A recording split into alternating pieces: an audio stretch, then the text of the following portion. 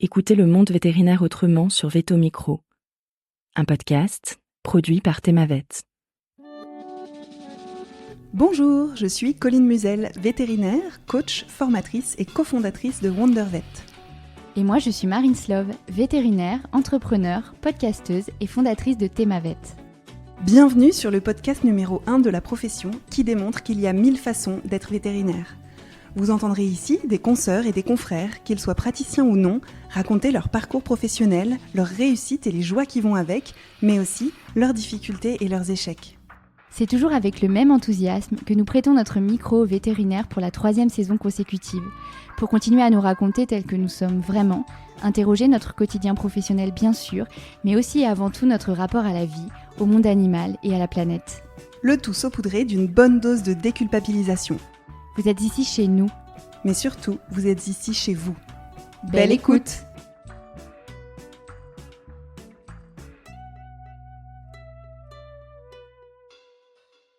Bonjour à toutes et à tous. Aujourd'hui, j'ai le plaisir de recevoir Delphine Debelle.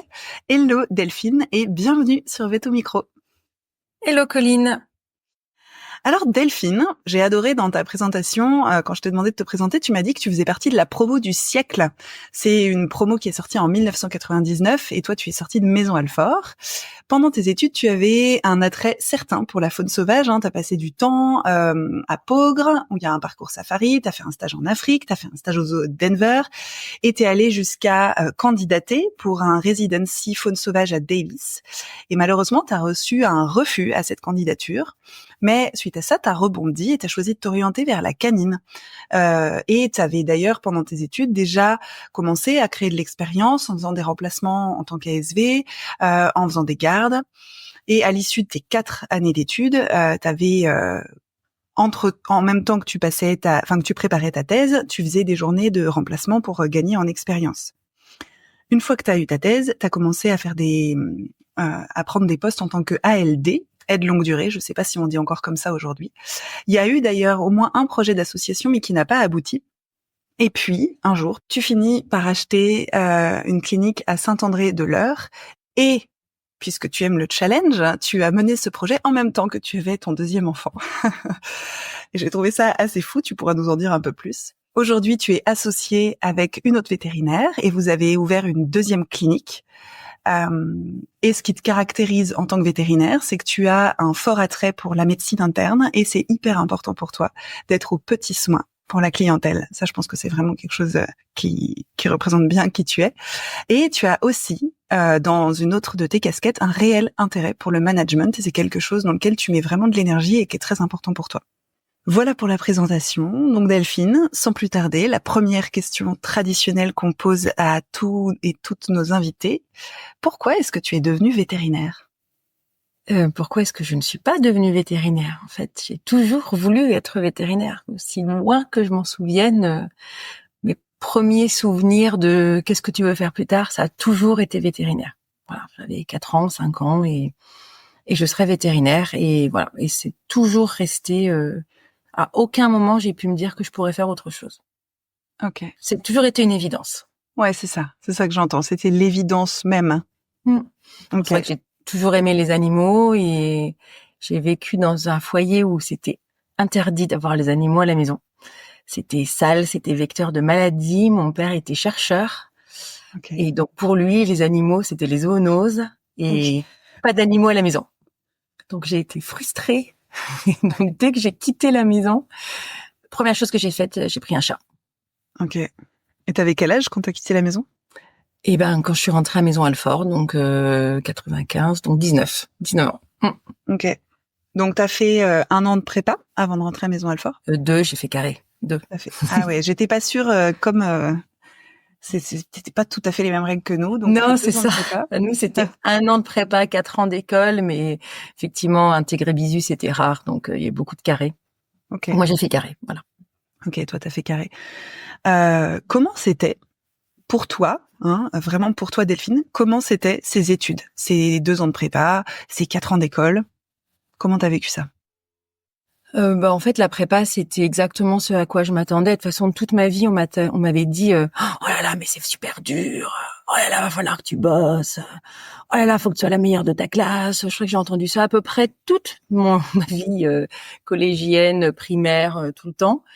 Donc bon, voilà, je m'y attendais. Je savais que ce serait dur. Donc voilà, fallait bosser. Après, j'ai des très bons souvenirs. J'étais à Saint-Louis et en fait, on a intégré. Ça a été l'année en 95 où il y a eu le plus. Saint-Louis est devenu la première prépa à ce moment-là. Et donc, on a été beaucoup intégrés ensemble à Maison Alfort. Et c'est des amis que j'ai toujours aujourd'hui. Ça a créé des liens quand même vraiment très très forts. Ouais. Et qui restent aujourd'hui. C'est une amitié, c'est que ça crée quelque chose que tu recrées pas après. Donc non, moi globalement, je peux pas dire que j'ai mal vécu. Il a fallu bosser. Voilà, c'est tout. C'est sûr que tu fais tes premiers devoirs sur table en bio et t'as 4 et tu fais waouh. Voilà. Mais en même temps, on te l'avait dit que t'aurais 4, donc voilà. Okay. C'était bien. Et après, j'ai adoré. Vraiment, c'était les années d'étudiante que j'aurais rêvé d'avoir en fait. Okay. On était vraiment la promo du siècle, donc on s'entendait hyper bien. Enfin, après, je peux pas dire pour les autres promos, mais il y avait un truc, quoi. Il y avait un esprit de corps. Il y avait, voilà, même. Alors, je sais pas comment on dit aujourd'hui le bizutage, l'accueil, les brimades, ça comme tu veux, mais ça a été une super semaine. J'ai adoré ça et j'avais un super ancien. Que je salue. D'ailleurs, j'ai le droit de saluer mon ancien. Ouais, t'as le droit. Tu parles à qui tu veux. Je salue mon ancien Jean-François Loco, voilà, et qui était au petit soin en fait. Pour moi, j'ai jamais eu l'impression de subir quoi que ce soit pendant cette semaine-là. Okay. Et ça nous a vraiment créé des liens en fait entre nous qui ont été très forts. C'est vrai que après, il y avait pas ceux qui ont fait les brimades et ceux qui n'ont pas fait les brimades, parce qu'on est restés quand même hyper soudés malgré tout, même ceux qui n'avaient pas fait la semaine d'intégration. Mais c'est vrai que ceux avec qui je l'ai fait, ça a créé quelque chose de plus. Et ma copoulotte, c'est une de mes meilleures amies encore aujourd'hui, quoi. Ouais. Ok. Donc voilà.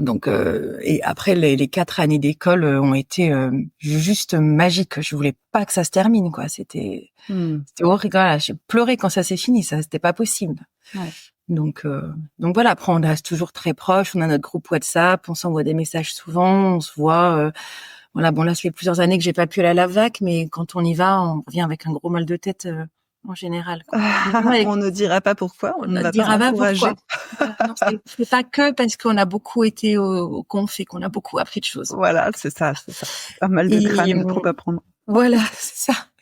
Donc voilà. Mais même après, avec les promos au-dessus, les promos en dessous, c'est vraiment, je garde cet esprit de confraternité après futur, mais en tout cas, voilà, tu vis en autarcie sur l'école, t'es tout le temps avec tes potes, on part en vacances ensemble, enfin, c'était vraiment un super moment. J'ai adoré mes années d'école.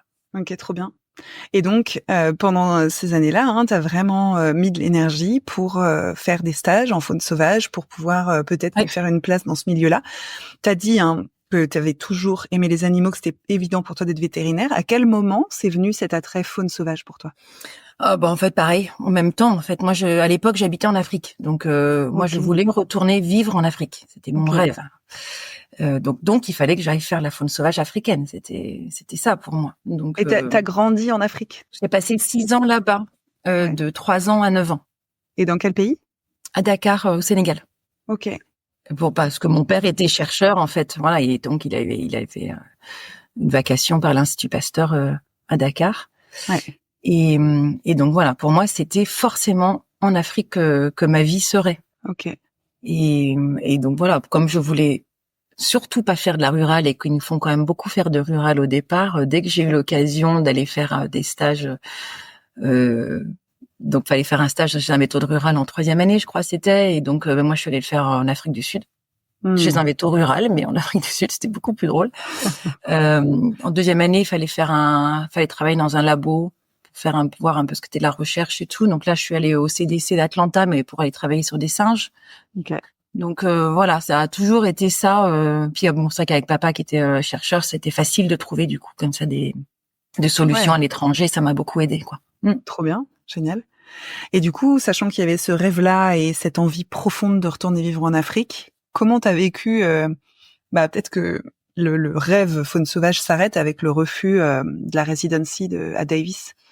En fait, à un moment donné, déjà le fait d'avoir été 2 fois en Afrique du Sud, ça m'a permis aussi de me rendre compte que, en fait, ils ont des vétos aussi là-bas, qui nous attendent pas nous avec nos rêves africains. Ils ont des écoles, ils forment leurs vétos et voilà. Et donc toi, quand t'arrives en disant mais moi je veux venir travailler chez vous, et ils te disent ouais c'est sympa, mais en fait on n'a pas de place pour toi quoi.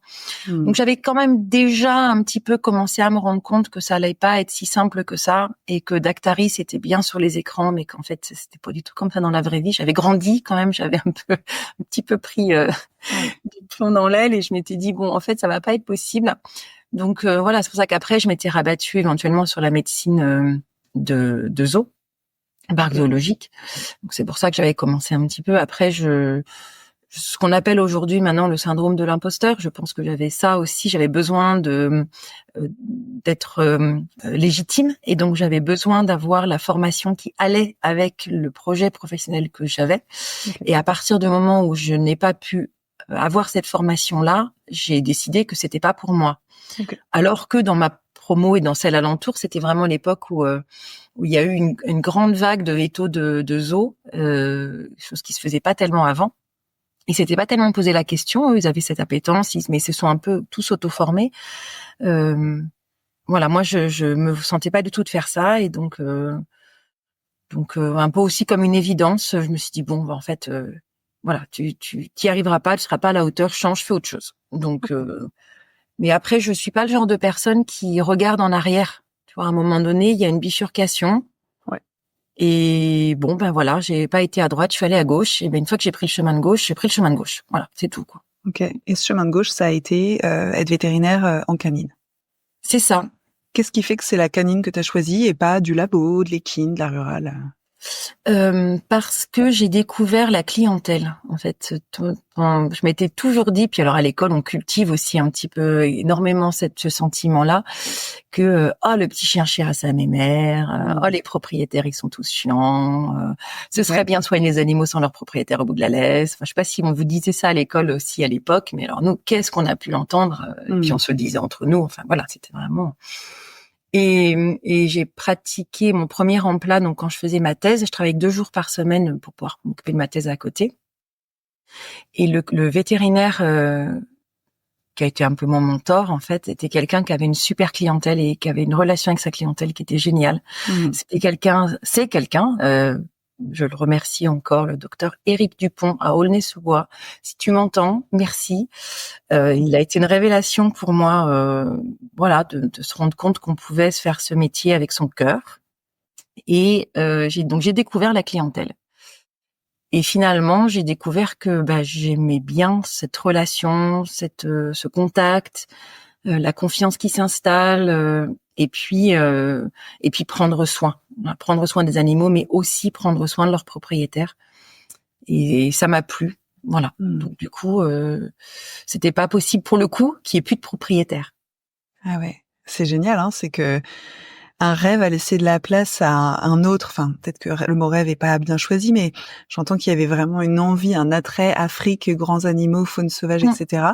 Et que d'avoir découvert ce que c'est de prendre soin des gens avec leurs animaux et pas juste de l'animal, ça a créé un nouvel appel, quoi. Mais c'est ça que je veux faire, c'est génial, c'est ça? C'est ça. C'était pas tant pis, un peu par défaut, quoi. Ouais. Finalement, j'ai découvert autre chose et qui était, alors je peux pas dire si c'était aussi bien parce que n'ayant pas vraiment vécu la première expérience, je ne peux pas comparer, mais en tout cas qui m'a plu et du coup j'ai pas eu l'impression d'avoir raté quelque chose, quoi. Trop bien. Donc du coup, tu te dis, canine, c'est parti. Moi, j'aime la clientèle. Comment tu fais ton choix pour cette expérience une fois que tu as eu ta thèse et que tu as terminé ce remplacement-là à Aulnay-sous-Bois? Comment tu fais le choix pour le métier suivant, le poste suivant? Après, c'est des choix de vie. C'est-à-dire que je voulais plus être sur Paris. Je voulais quand même quitter la région parisienne. J'ai une de mes copines de promo qui était en Normandie, qui est toujours en Normandie, donc dans le 27, enfin dans l'Eure, le même département que moi. Et donc j'allais monter à cheval avec elle tous les week-ends. J'étais tout le temps fourrée chez elle. Donc à un moment donné, je me suis dit bon, pourquoi rester sur Paris? J'avais fini d'écrire ma thèse. C'était très pratique quand je devais aller parce que j'avais fait une thèse bibliographique, donc il fallait que j'aille dans toutes les bibliothèques possibles pour trouver tout ce qui avait été publié sur mon sujet. Mais là, en fait, j'avais plus vraiment besoin d'être sur Paris. Et donc je me suis dit pourquoi pas aller en Normandie. Alors après, à l'époque, c'était pas le même contexte du monde du travail vétérinaire qu'aujourd'hui. Ouais. C'est-à-dire qu'il y avait moins de cliniques qui cherchaient que de vétérinaires qui cherchaient du travail. Et donc, j'ai ouvert. Ça va faire rire un peu tout le monde. Je suis pas si vieille que ça, mais quand même à l'époque, on ouvrait la semaine des vétérinaires et la dépêche vétérinaire, et à la fin, il y avait les petites annonces. Et tu regardais les petites annonces des vétos qui cherchaient dans ta région. Voilà, ça se passait comme ça. Et donc en Normandie, il y avait Pacy-sur-Eure et Gisors. Voilà, c'était les deux qui cherchaient à l'époque, à peu près dans le coin où je voulais. Et donc je suis allée voir les deux cliniques et celle qui m'a plu, les deux étaient acceptées. Bon, ça a bien matché et tout, mais celle qui me plaisait le plus, c'était Pacy. Donc voilà, c'est comme ça que j'ai fini dans l'Eure. Vraiment un hasard. Et donc du coup, je me suis rapprochée de chez ma copine et donc c'était encore plus facile pour aller monter à cheval tous les week-ends, etc. quoi. Ok, trop bien. Et c'était un poste canine pure. Canine pure, voilà. Donc là pour le coup, je passais à un temps plein. Ok. Et en changeant de clientèle, comment ça s'est passé pour toi de prendre tes marques? Parce que t'as dit que le premier docteur qui t'a vraiment donné le goût à la clientèle, il avait une super clientèle qui t'a beaucoup plu. Et là, tu changes de clientèle, tu changes de région, donc mine de rien, ça change. Comment tu vis l'entrée dans cette nouvelle clientèle avec ce poste, avec en plus, tu passes de 2 jours semaine, il me semble, à un temps plein. Comment ça se passe pour toi, cette transition en tant que jeune véto, toute fraîche sortie d'école? Alors j'étais plus trop fraîche sortie d'école, parce que ça faisait quand même 2 ans. Ça faisait 2 ans, ok. Ah, ça faisait 2 ans, je suis restée 2 ans à Aulnay. Ok. Et donc j'étais plus trop fraîche. Là, je commençais à sentir que je savais faire des trucs, Ouais, quand même. Et puis là, pour le coup, c'est la campagne, donc la clientèle est encore plus facile qu'en région parisienne. Les gens sont vraiment gentils. Ouais. C'est là aussi où je découvre que finalement la clientèle, elle te ressemble. C'est-à-dire que tu finis par avoir les clients qui veulent te revoir toi parce que ça a matché, parce que ça se passe bien. Et donc en fait, on dit toujours qu'on éduque sa clientèle. C'est pas tellement qu'on l'éduque, c'est qu'en fait on attire les gens avec qui on a un bon feeling et des bons rapports. Donc ça se passe très bien. Et qu'est-ce qui a fait que derrière ça a pas été ce job-là toute ta vie? Comment ça s'est fait pour changer, passer à autre chose? Déjà parce que quand tu sortais de l'école à mon époque aussi, tu sortais pour t'installer. Tu allais te mettre en libéral. La question du salariat se posait assez peu en fait à l'époque. Vétérinaire, c'était libéral, point quoi. Donc c'est très rare étaient ceux qui voulaient rester salariés. Et donc moi je voulais m'associer, je voulais être à mon compte. Et donc ça a été rapidement aussi quand dans l'embauche, je lui avais dit moi je cherche à m'associer. Il m'avait dit justement avec mon associé on va se séparer, donc je vais reprendre un associé plus tard, donc on s'associera, mais donne-moi 2-3 ans. Ok, 2-3 ans, ça laisse le temps de voir que tout va bien. Puis au bout de 6 ans, on s'était toujours pas associé. Et puis c'était aussi voilà, ça permet d'apprendre aussi que on n'a pas tous les mêmes valeurs, on n'a pas tous les mêmes raisons de faire notre travail, on n'a pas tous à cœur la même chose. Et c'était quelqu'un avec qui je n'étais pas d'accord sur des fondamentaux. Donc voilà. Alors, et puis encore une fois, il n'y avait pas encore autant d'opportunités de poste que celles qu'il peut y avoir aujourd'hui. Donc voilà, donc je suis restée 6 ans là-bas.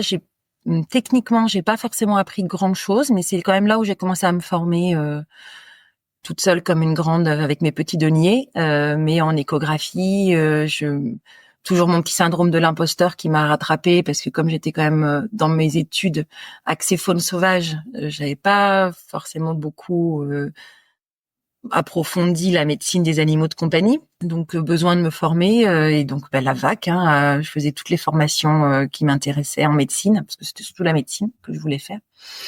Donc voilà, ça a été une période d'auto-formation parce que sur place c'est pas là où j'ai le plus appris et et voilà. Mais ça, pareil, c'est des très bons souvenirs. Il y a une des ASV que j'ai rencontrées là-bas qui travaille avec moi aujourd'hui.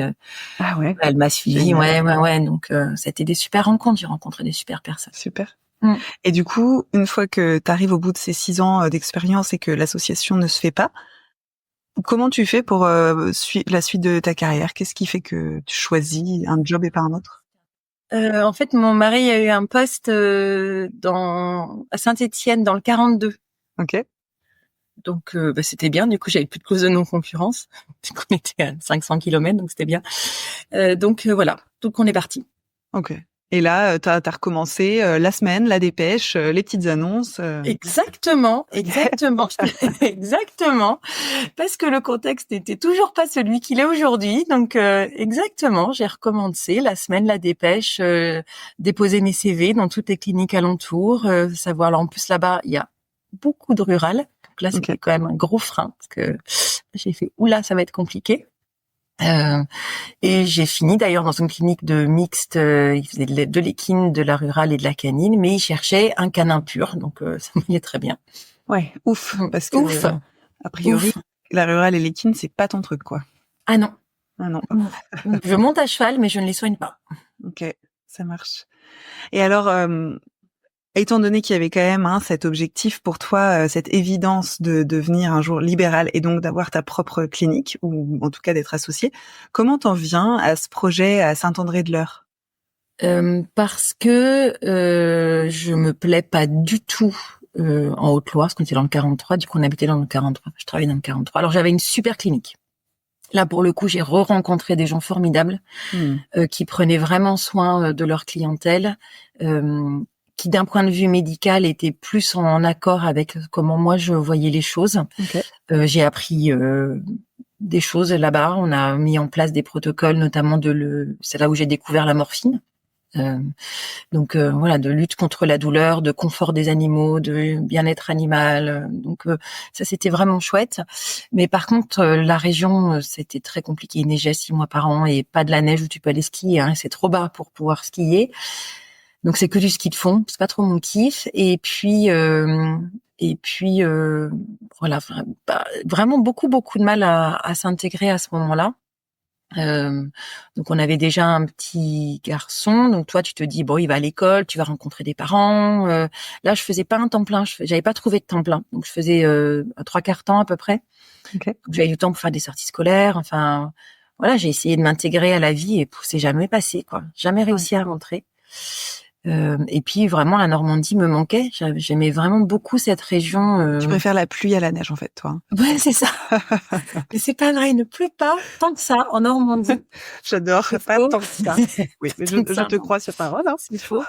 Non, j'adore la neige, mais pour aller au sport d'hiver, voilà. Oui. Pas pour justement quand t'as un enfant de 3 ans, tu vois qu'il faut que tu l'habilles en combi, que tu lui mettes des bottes, qu'il faut que tu mettes tes pneus neige parce que tu peux pas sortir de chez toi sinon. Enfin, c'était l'enfer.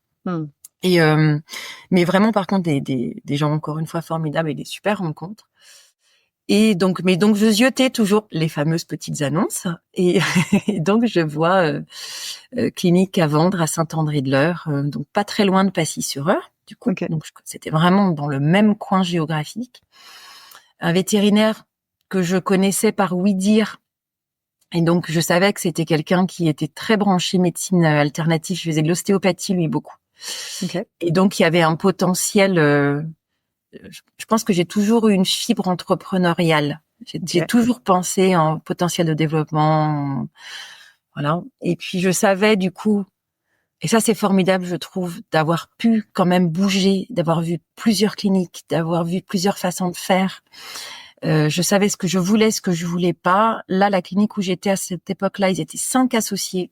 Et ils m'avaient proposé d'ailleurs de rentrer en tant que 6e, eux, pour le coup.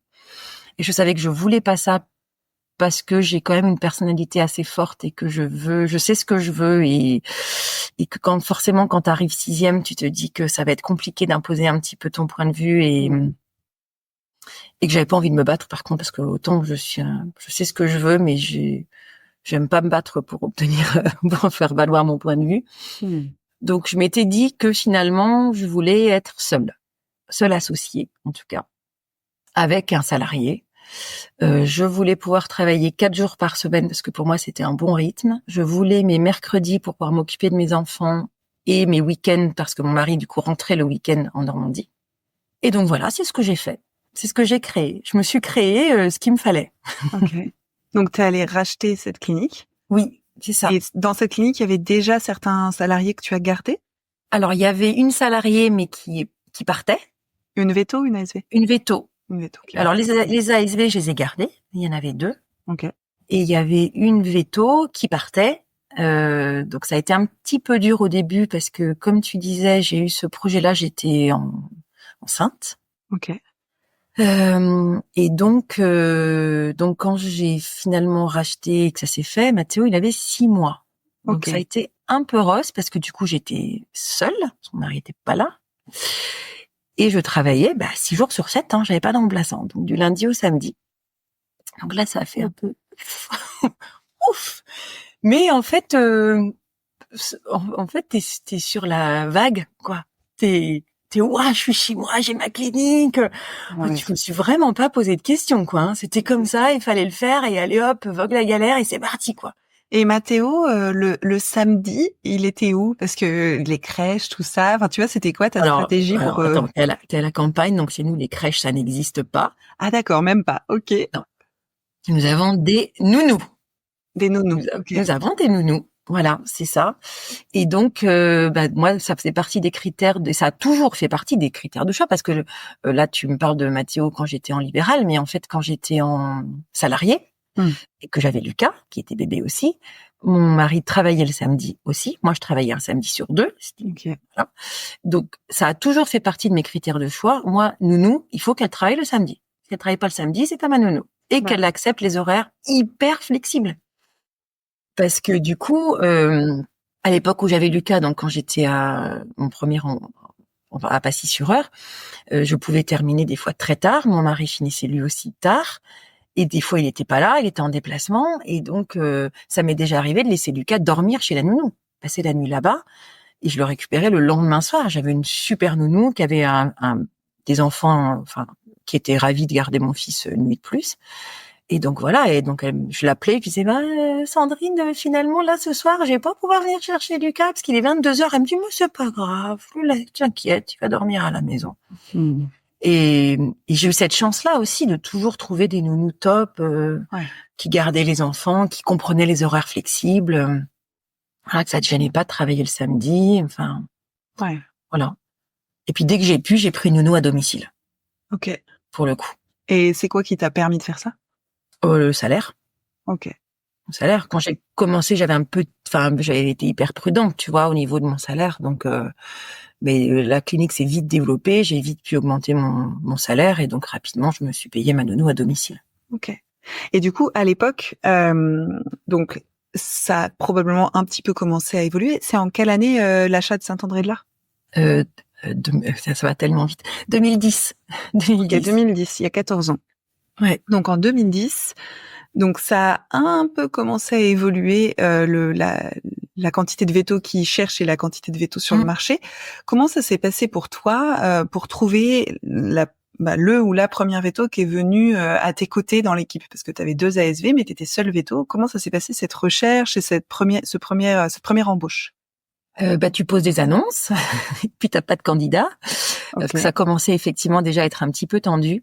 Okay. Mais en fait, une des anciennes ALD, anciennes salariées du vétérinaire que j'ai racheté, du docteur Plantier, m'a contactée en me disant j'ai vu que tu cherchais, moi j'avais bien aimé la clientèle, j'avais bien aimé travailler là, si tu veux, je suis dispo. Bien, mais viens.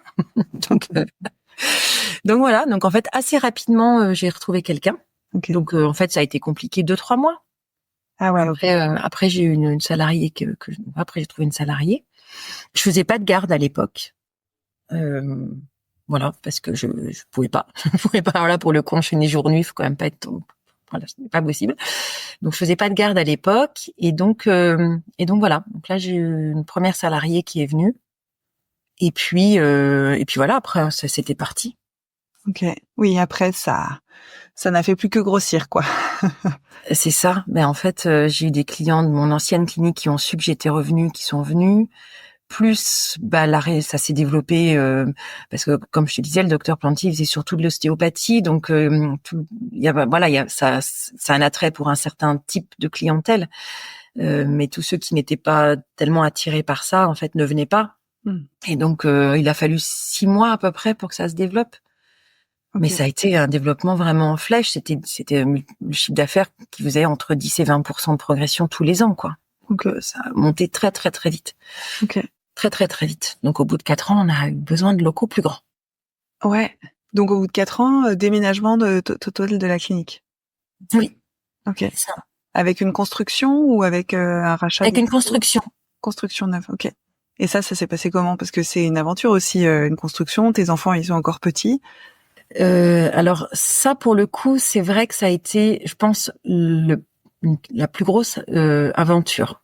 Ça pourrait paraître fou, mais puisqu'en plus j'avais quand même une société qui s'occupait de tout, un chef de chantier qui s'occupait de tout. Mais oui, il faut gérer tellement de choses en fait. On t'appelle tout le temps. Alors faut aller choisir le carrelage. Qu'est-ce que vous voulez comme meuble? Où est-ce qu'on met les prises? T'es tout le temps sollicité. Ça se passe pendant. Ça a été un parcours du combattant en fait au départ. Pour avoir le terrain, pour pouvoir parce qu'après le terrain en fait il y avait des marnières, donc il a fallu faire des études de sol. Enfin, en gros, très honnêtement, j'ai commencé le projet parce que ça s'est développé tellement vite. J'ai commencé le projet en 2011, donc 1 an et demi après avoir racheté en fait. Okay. Parce que oui, en décembre 2011, j'ai commencé à bosser sur le projet. Et donc la construction a commencé en juin 2014. Donc ça a pris vraiment beaucoup de temps. Parce que à chaque fois il y avait un truc qui n'allait pas, donc mais on a fini par y arriver. Donc ça déjà c'est fatigant, et puis les travaux c'est vraiment fatigant. Et là je pense j'ai fini les travaux, j'ai une grosse période d'épuisement, vraiment épuisement mental et physique extrême. Ça a été vraiment dur. Mais j'ai la chance et ça depuis le début d'être hyper bien entourée par mon équipe. Ok. Et ça a jamais été un projet que j'ai fait seule. Donc voilà, comme je t'ai dit, j'ai une de mes ASV, Elodie, que j'avais connue à Passy, qui est venue me rejoindre en 2011, elle aussi, donc tu vois, assez vite. Et donc voilà, elle c'est mon bras droit, et puis mon associé actuel, donc j'ai embauché en début 2014, elle a été là aussi sur une partie, du coup pendant tout le projet. Elle est vraiment top ici, mais puis voilà, avec toutes les ASV, enfin c'est une équipe. Ça a toujours été un travail d'équipe. Et la clinique des Trois Fontaines, parce qu'à l'époque on ne pouvait pas nommer la clinique du nom du lieu, donc je ne pouvais pas l'appeler la clinique vétérinaire de Saint-André-de-l'Eure, il fallait qu'elle ait un nom autre. Donc je lui ai trouvé les Trois Fontaines, et ça a jamais été la clinique de Delphine Debelle. Ça a toujours été la clinique de l'équipe des Trois Fontaines. Voilà. Okay. Et donc je l'ai pas porté toute seule ce projet, et même si ça a été une période difficile et fatigante, j'ai toujours été très très épaulée. Ok, génial. Et comment ça s'est fait alors cette association avec ton associé actuel? On peut la nommer? Ouais, Elina Sommeil. Ouais. Elina Comment t'es passée Elina qui est une salariée à Elina qui est une associée? Comment s'est fait la décision entre vous? Qu'est-ce qui s'est passé? Alors Elina, elle est un peu comme moi, c'est-à-dire qu'elle est venue me voir en me disant, moi je veux bien bosser chez toi, mais je veux m'associer. C'était clair depuis le départ. Elle voulait du libéral. Alors Elina, elle est arrivée chez moi complètement par hasard, parce que alors je cherchais quelqu'un. Mais elle voulait aller en bord de mer, de préférence Bretagne ou le Pays de la Loire, et donc pas du tout à Saint-André-de-l'Eure, ça ne branchait pas. Mais elle avait fait un remplat congé maternité chez ma meilleure amie, et elle avait été partie chez ma meilleure amie pour aller en Bretagne, et ça s'était hyper mal passé. Elle avait fait 1 semaine là-bas, elle avait dit attends mais ça va pas être possible, je peux pas travailler là-bas. Ils opéraient sans gants, enfin bon, on a dit non, ça va pas être possible. Et donc Nathalie lui a dit écoute, attends, moi j'ai ma meilleure amie qui cherche, vous entendriez trop bien toutes les deux, faut que tu l'appelles. Et donc c'est comme ça que ça s'est fait, c'est comme ça qu'elle est venue bosser chez moi. Et Elina, c'est mon rock, c'est ma force tranquille, c'est tout l'inverse de moi. Tu vois, moi je suis très exubérante, je suis pleine d'énergie, il faut que ça fonce, faut que ça y aille, je suis plein de projets tout le temps. Chaque fois que je lui dis Elina, faut que je te parle, elle me dit qu'est-ce que tu m'as encore trouvé, qu'est-ce que tu as encore envie de faire, c'est pas possible. Mais par contre, elle va me donner les moyens d'accomplir mon rêve. Ouais, on est le yin et le yang toutes les deux.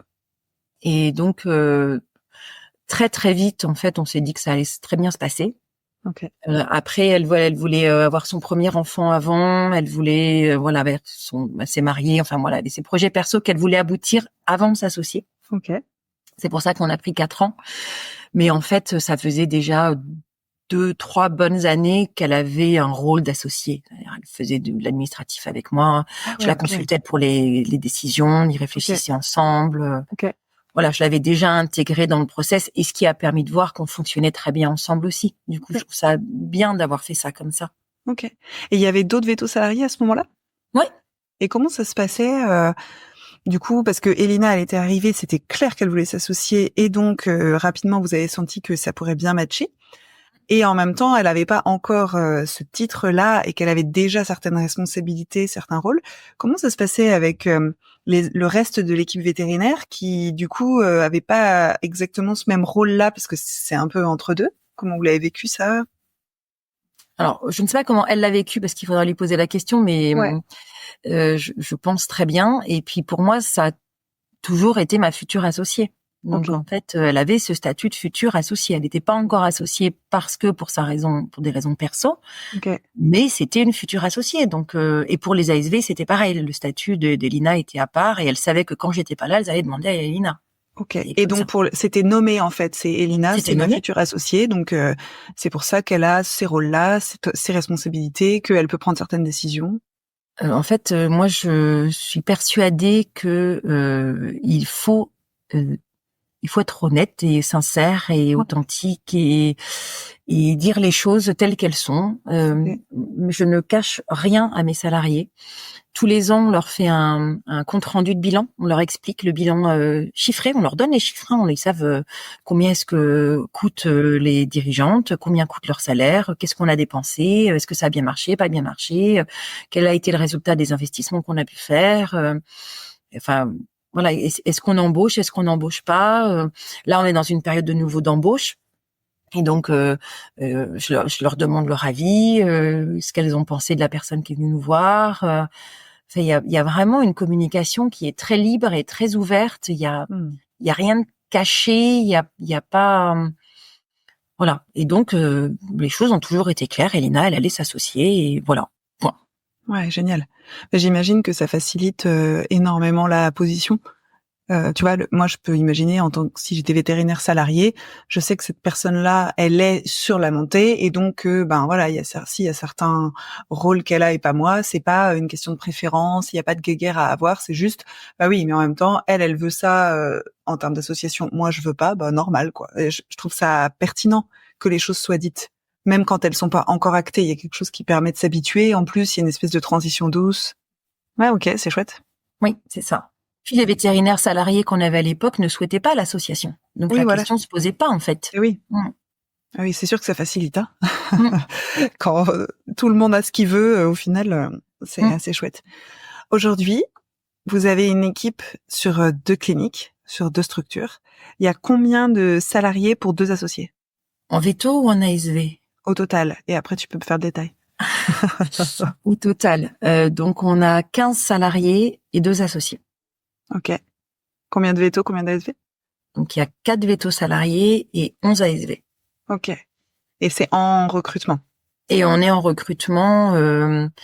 Donc, les ASV, c'est parce on a malheureusement une ASV qui est très malade et qui ne reviendra pas travailler.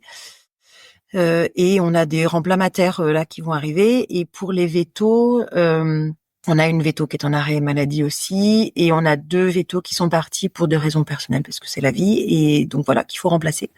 Ouais. Donc on devrait être 2 vétos de plus, et on va réembaucher une ASV. Ouais. Donc on sera 6 vétos salariés et 12 ASV. Ok. Ouais, donc ça fait 6 salariés vétos plus 2 associés. Donc ça ferait 8 avec l'équipe complète. Okay. C'est ça. C'est quasiment les proportions de l'Angleterre. En En Angleterre, termes ils de ont, veto et d'ASV. ouais, c'est souvent 1 pour 2. Il y a un veto pour 2 nurses. Et moi, je me souviens du confort de travail que ça amène. C'est ça. C'est sûr qu'il faut rentrer le chiffre pour payer toutes ces personnes-là. Mais ça amène un confort de travail et une efficacité qui est redoutable. Avec Elina, à un moment quand elle s'est associée, du coup, je lui ai dit, voilà, en tant qu'associée, tu vas gagner tant.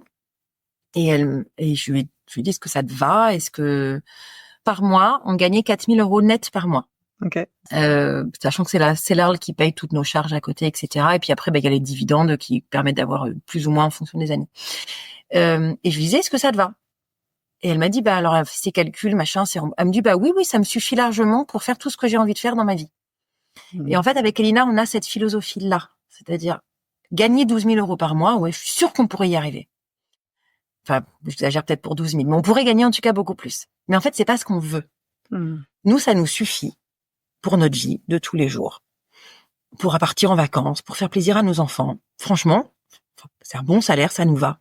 Et à côté de ça, tous les jours, on se fait plaisir. Parce qu'effectivement, on a plein d'ASV, on achète du matos. Alors des fois, le laser, Lina, elle voulait absolument le laser. On n'a pas du tout rentabilisé, mais elle est hyper contente parce qu'elle a son laser et c'est pas grave en fait. Et c'est un peu notre philosophie, c'est que on s'en fiche de gagner moins en termes de salaire, mais on se fait plaisir tous les jours. On a des bonnes conditions de travail et ça, pour le coup, ça vaut plus qu'un bon salaire. C'est important, c'est une belle philosophie de vie de dire, moi, je préfère avoir moins d'argent sur mon compte et avoir plus de plaisir quotidien dans les 8, 9, 10 heures par jour que je passe au travail, quoi. Génial. C'est important d'avoir l'associé qui est d'accord avec ça. Eh oui, on est bien d'accord. Dans les 2 associés, comment vous répartissez le rôle de manager? Alors ça s'est fait hyper naturellement aussi parce que Elina, elle aime pas ça du tout. C'est pas son truc.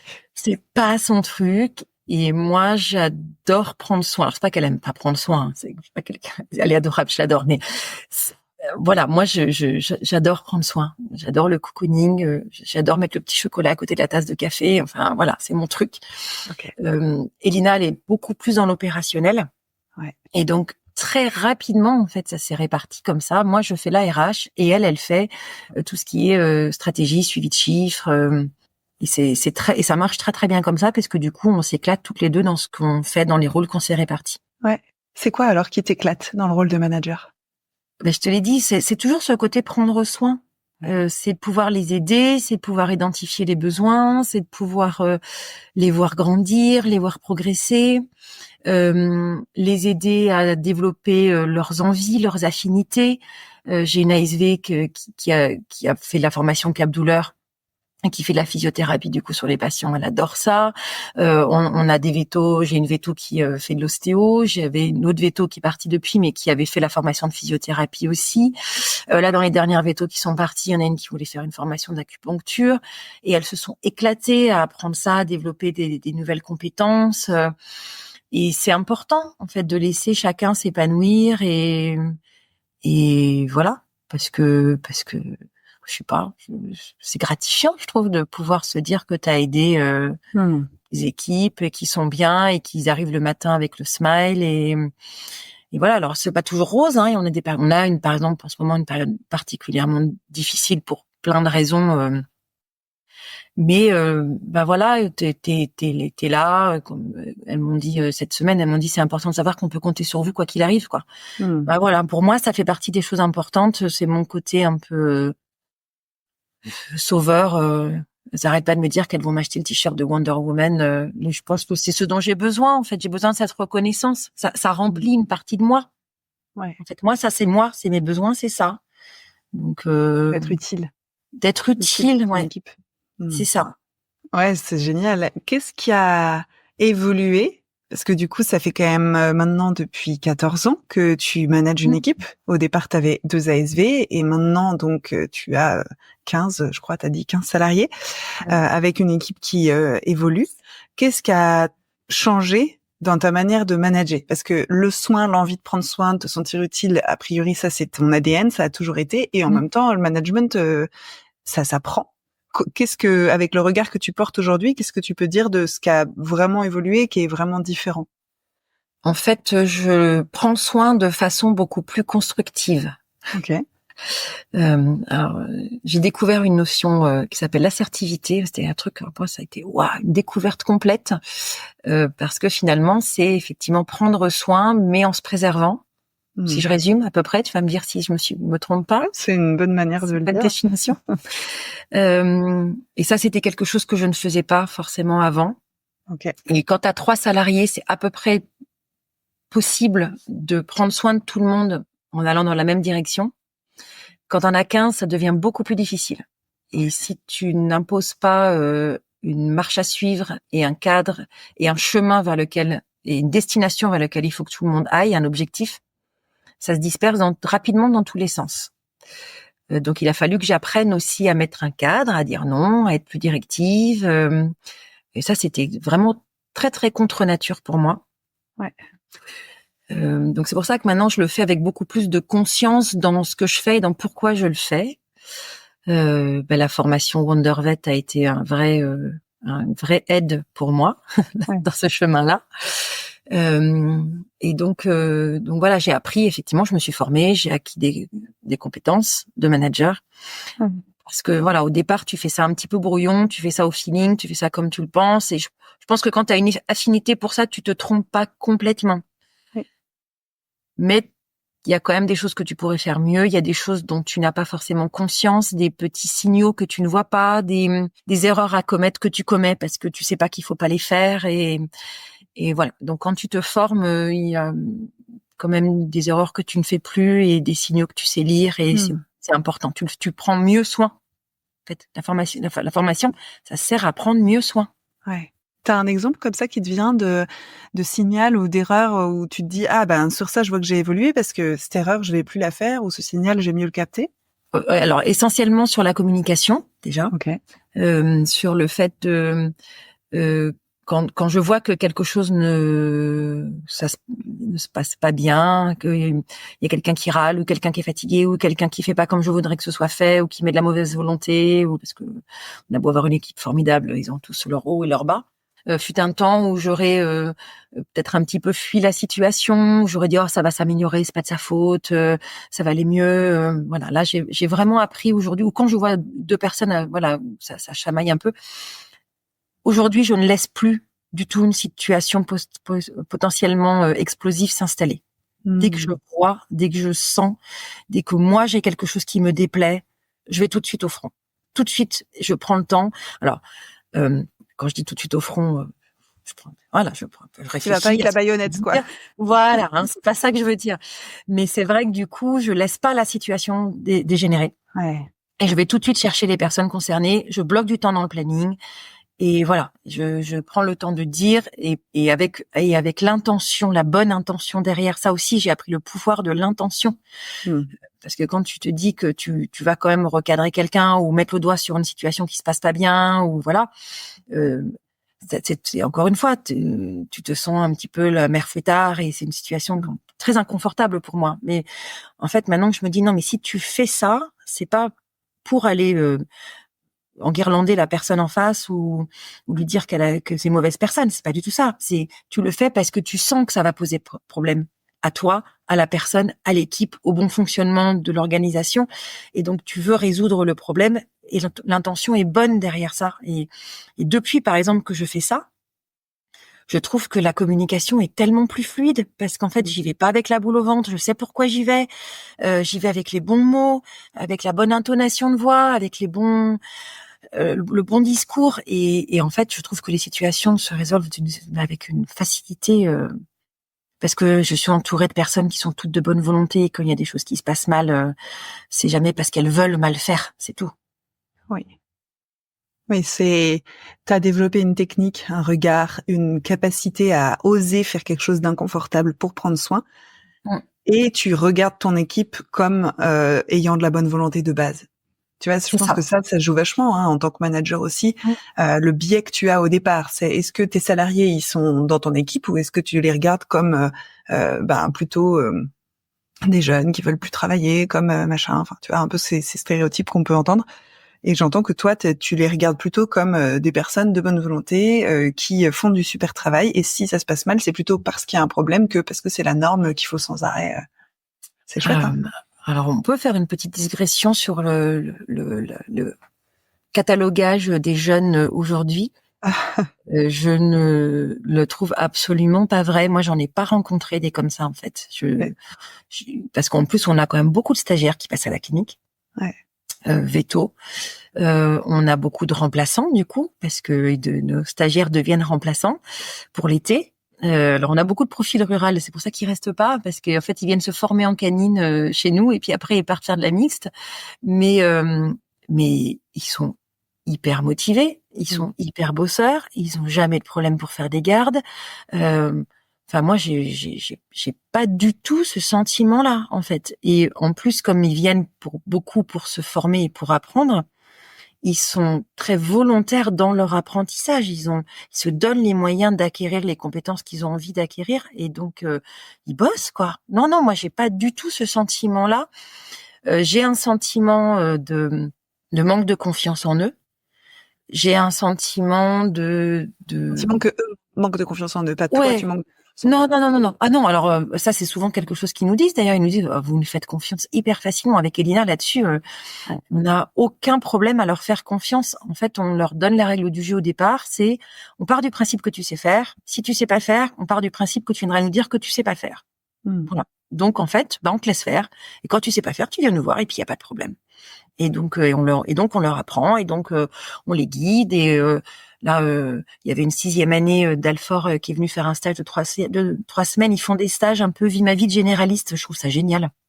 Et donc elle était pas très à l'aise sur les ovarios et tout, donc de chatte. Hein. Et donc, mais même après, elle a fini par faire une ovario de chienne quasiment toute seule, en fait, au bout de 3 semaines. Mais parce que on lui a dit, tu le sens?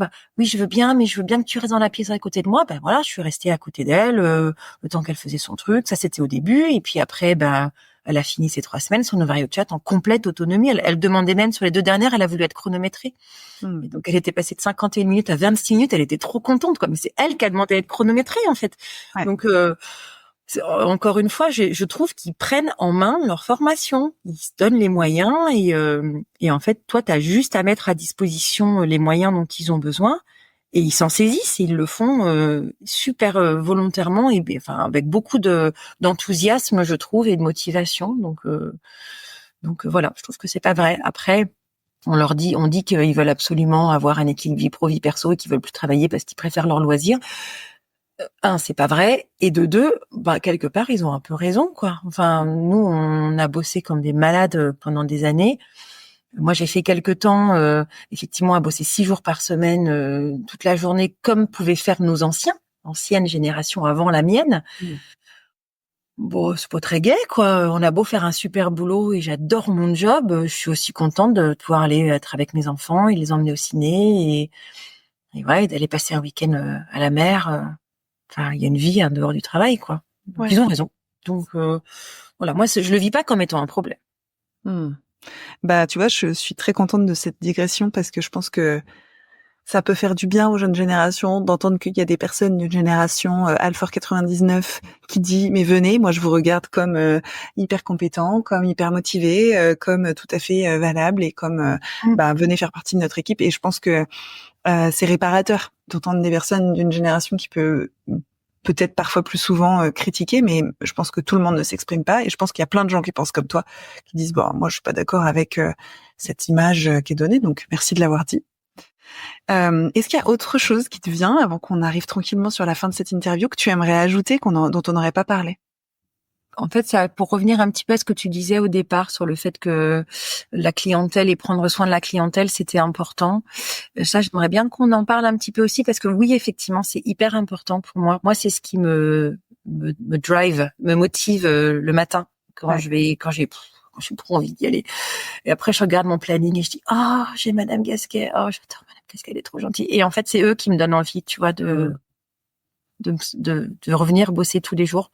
Parce que je pensais à ça parce que j'ai découvert il y a pas très longtemps qu'il existait des vétos qui voulaient faire que des remplats, parce qu'en fait ils avaient peur de se fixer quelque part, ou pas forcément envie de se fixer quelque part, parce qu'ils avaient eu des mauvaises expériences dans d'autres cliniques. Déjà, petite digression à la petite digression,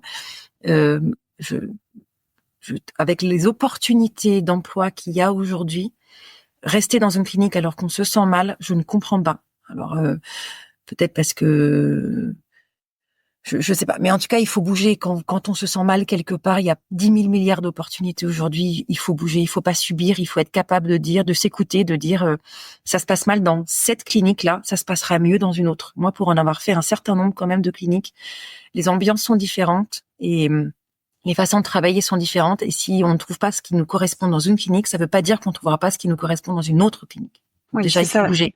C'est ça le message. Il y a de l'espoir en fait. Hein. Il y a de Bien l'espoir. sûr qu'il y C'est a pas de parce l'espoir. qu'il y a un endroit où c'est horrible que ça va être comme ça partout. Il y a des cliniques qui sont vraiment chouettes. Ouais. Venez à Saint-André-de-l'Or, il y a des cliniques qui sont super chouettes. Non, vraiment, il faut bouger. Peut-être si moi je peux ajouter un truc, parce que quand je dis il y a des cliniques chouettes, ça veut dire il y a des cliniques pas chouettes. Non, en fait, il y a des cliniques qui vont être compatibles avec qui on est, là où on en est dans sa vie, et d'autres pas. Mais moi, j'ai des souvenirs de personnes qui sont restées 5 ans, là où moi, au bout de 6 mois, je partais en hurlant et en fuyant à toutes jambes parce que j'en pouvais plus, et d'autres qui restaient 5 ans. Mais c'est pas la clinique qui est bonne ou mauvaise. C'est moi, j'étais pas du tout compatible et elle avait un niveau de compatibilité largement supérieur. Et donc, il y a des cliniques avec lesquelles les personnes qui aujourd'hui se sentent pas bien, dont tu parlais, peuvent se sentir bien à d'autres endroits. C'est chouette de le nommer. C'est ça, et c'est aussi important, je pense, de se dire que quand on est en adéquation avec une clinique à un moment donné, parfois, au bout de 2 ans, 3 ans, 4 ans, on ne l'est plus. Ouais. Et que ça aussi, c'est OK. Parce que sa vie personnelle a changé, parce qu'il y a des choses, qui font que ça ne nous convient plus. Ouais. Et c'est pas grave. C'est la vie. Hein, c'est pour ça que je te disais, là, les 2 vétérinaires qui sont partis, c'est pour des raisons personnelles, ça leur convenait plus. Ça leur convenait plus. Et c'est la vie. Et c'est comme ça. Enfin, c'est OK, quoi, de se dire ça aussi, de se dire c'est pas parce que je deviens salarié dans une clinique que je vais forcément rester enchaînée à cette clinique toute ma vie. On a le droit de bouger. Je dis ça, je me desserre en disant ça, mais c'est vrai. Pour autant, il faut s'écouter et être capable de bouger. Et donc, pour en revenir aux soins de la clientèle et c'est ça qui me fait me bouger le matin. Cette relation de confiance qu'on peut installer avec sa clientèle. Moi, c'est ce qui me nourrit dans mon métier aujourd'hui. C'est vraiment ça qui fait, en dehors de mon équipe que j'adore aussi, mais c'est aussi mes clients. C'est des personnes que je connais depuis 14 ans depuis que je me suis installée, voire avant pour ceux que je connaissais d'avant, de Passy. Donc, il y en a que je connais depuis plus de 20 ans aujourd'hui. Et c'est une richesse absolument incroyable. Et la place qu'on peut prendre dans leur vie et qu'ils peuvent prendre dans la nôtre est une richesse absolument incroyable. Et on me demande aussi souvent, en fait, que ce soit une petite ville, ça t'embête pas? Des fois, tu rencontres les clients le week-end. Ben ouais, des fois, je vais faire mes courses et je rencontre mes clients. Et je trouve ça formidable, en fait, parce qu'on n'est pas anonyme, on est quelqu'un, ils nous reconnaissent, on les reconnaît, et c'est pas pour autant qu'ils vont nous parler de Kiki qui a mal à la patte et est-ce qu'on peut regarder la patte de Kiki? Pas du tout, les gens sont hyper respectueux. Ils nous disent Madame de Belle, ça fait plaisir de vous voir, passez un bon week-end, on se voit la semaine prochaine. Et puis voilà, ils passent leur chemin, c'est pas du tout intrusif dans nos vies.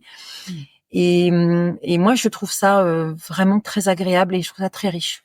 Donc voilà, ça vaut le coup aussi, je trouve, de se reposer un petit peu la question. Et je trouve que c'est peut-être que ça a changé, mais en tout cas, à mon époque, c'était pas assez mis en avant dans notre enseignement. De prendre soin des gens et pas que de l'animal. C'est ça. En tout cas, c'est sûr que c'est quelque chose qui t'anime profondément. Et je trouve chouette de donner cette autorisation au veto, de dire vous avez le droit de vraiment kiffer ça.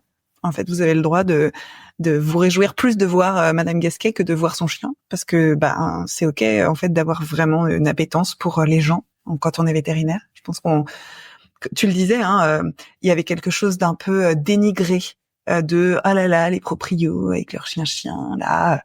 Et en fait non, on a le droit de kiffer ça. On a le droit de kiffer la clientèle. Et c'est ok si on kiffe pas, mais c'est génial si on apprécie le contact des gens parce qu'on les voit quand même tous les jours. Donc tant mieux. Génial. Et merci pour cet ajout, Delphine. Je vais te poser ma dernière question. Et pour faire ça, on va faire un petit saut dans le temps. On va imaginer qu'on est quelques années plus tard et que tu es à la retraite et que je te pose la question, tiens, qu'est-ce que tu aimerais pouvoir dire de ta carrière maintenant que tu es à la retraite? Elle est dure ta question. Que j'ai été utile. Et que j'ai aidé. Tu vois, que j'ai contribué à un peu comme avait fait le docteur Dupont pour moi quand j'ai commencé à travailler. Tu vois, me dire que j'ai croisé la route de Delphine et j'ai kiffé mon métier de vétérinaire et je me suis épanouie dans mon métier de vétérinaire toute ma vie. Mais c'est valable pour ma clientèle aussi, voilà, qui disent Dr de Bell, elle avait sauvé mon chien, machin. Enfin, c'est des trucs qui sont importants. Enfin, me dire que quelque part j'ai contribué à rendre la vie de quelqu'un meilleure. Génial. Merci pour ce mot de la fin. Merci à tous nos auditeurs et toutes nos auditrices de nous avoir écoutés jusqu'ici. Merci Delphine pour ce moment avec toi. À bientôt. Merci d'avoir écouté cet épisode de Vétomicro. Si le cœur vous en dit, partagez-le à vos amis et à vos collègues, abonnez-vous au podcast et mettez-nous une note de 5 étoiles avec un gentil commentaire. C'est ce qui nous permet de remonter dans les classements et de donner de la voix à la profession. Si vous souhaitez participer à Vétomicro, nous suggérer des invités ou tout simplement nous écrire, faites-le sur l'adresse podcast@themavet.fr. Prenez soin de vous et à la semaine prochaine pour écouter une nouvelle façon d'être vétérinaire.